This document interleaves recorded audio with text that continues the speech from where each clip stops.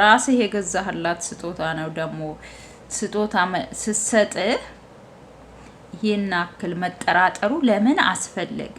ይሄን አክል አንተ ሰው ልጅ ብቻ የሆነ ነገር አርጋበት ነው ምናምን ስላለክ ብቻ እንዴት ፈርተክ በዚህ ልክ ፈርተህ እኮ በዚህ ልክ ሩታን ፈርተሃት ስጦታው ለመመለስ ተገደሃል። እንግዲህ አላቅም ውሽሚትም ትሆናለች መልስላት ያለችህ አላቅም።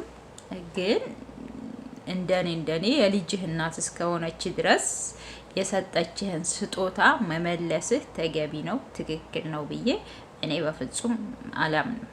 ስጦታ ነው፣ ተቀብለሃታል። ወደድክም ጠላህም መጀመሪያ እምቢ ብትላትም ግን ተቀብለሃት ይዘህ ሄደህ አሳድረህ መልሰህ ደግሞ ስጦታሽን እንኪን ያልፈልግም ማለት ይሄ የምር ይደብራል በጣም ማለት ነው። ቷላኔ ስጦታው ወደድኩት አልፈልግም በቃ ካልኩኝ አልፈልግም ነው። ስለዚህ ሰውን ማስገደድ ደግሞ እናንተ ንቀት በግል አማርኛ ንቀትም ከመሰላችሁ ይምሰላችሁ። በቃ ችግር የለም። በቃ ችግር የለም። ደግሞ አንድ ማመን ያለብሽ ነገር አንዳንድ ጊዜ ሰው ልጅ ደስተኛ ሆኖ ነው ስጦታ መቀበል መቻል ያለበት። ገባሽ? አስገድደሽ ወይንም ካልሆነ ምናምን ነገር ብለሽ እንትን የምትይው ነገር የለም።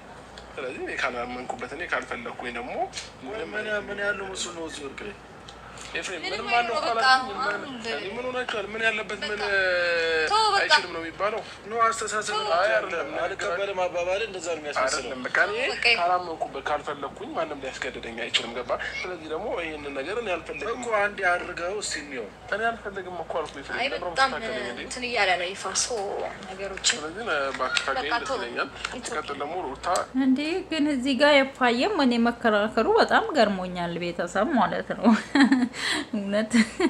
እውነትም ማለት ነው እንድትጠራጠረው ያረጋቸዋል።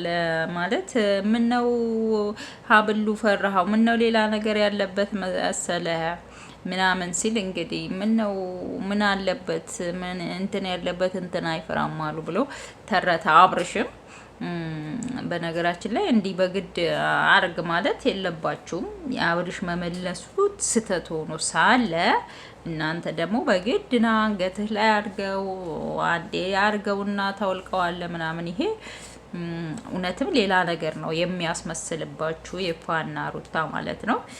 እንግዲህ ዛሬ ቪዲዮአችን ይሄንን ይመስል ነበር። ቀጣይ ቪዲዮ እስከምንገናኝ ደህና ሁኑልኝ። ለቤቴ አዲስ የሆናችሁ ላይክ፣ ሼር፣ ሰብስክራይብ እያረጋችሁ ቤተሰብ ሁኑ፣ አበረታቱኝ። እወዳችኋለሁ። ባይ